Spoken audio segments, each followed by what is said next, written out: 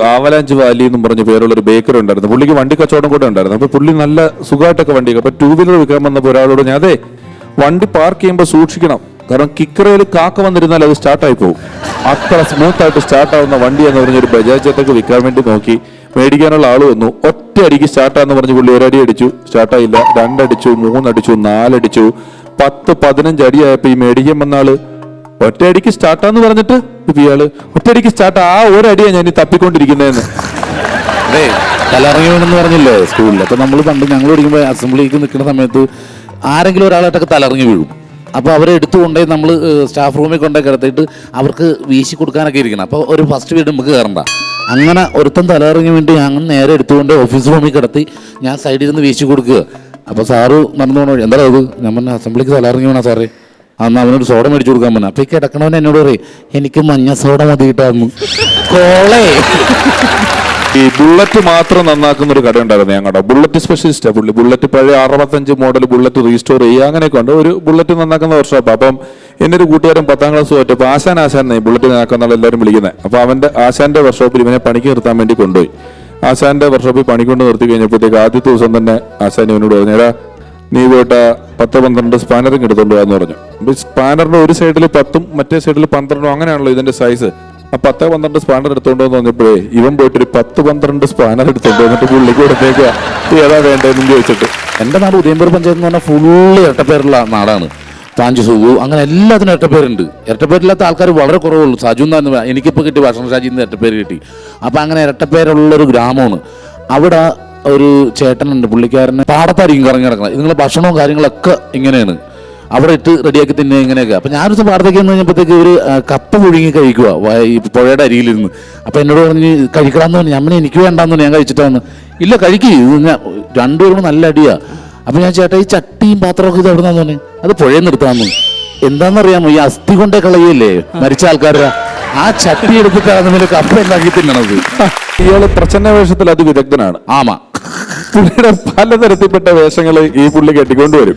അപ്പൊ പ്രച്ഛന്ന വേഷം ഓണത്തിന് റാലി സാജുവിന്റെ നാട്ടിൽ ഇങ്ങനെ തുടങ്ങണം.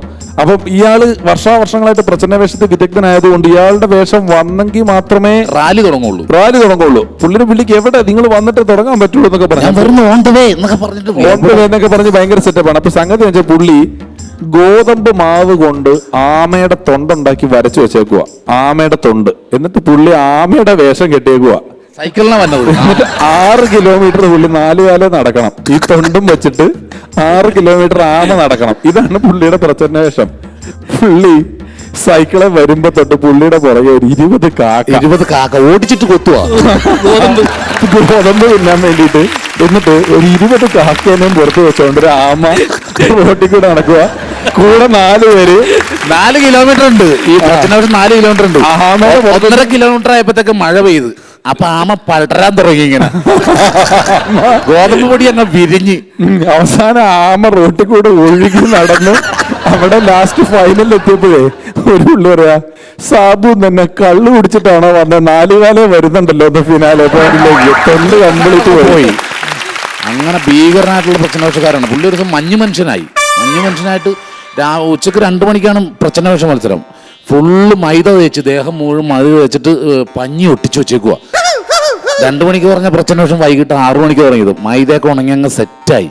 ആ പുള്ളി കയറേണ്ട 2 മിനിറ്റുള്ള പുള്ളി ടെൻഷൻ കാരണം ഒരു സിഗരറ്റ് എടുത്ത് വലിച്ച് പിന്നെ വാഴയിലേക്ക് കിടത്തി ആളെ കൊണ്ടുപോയത്.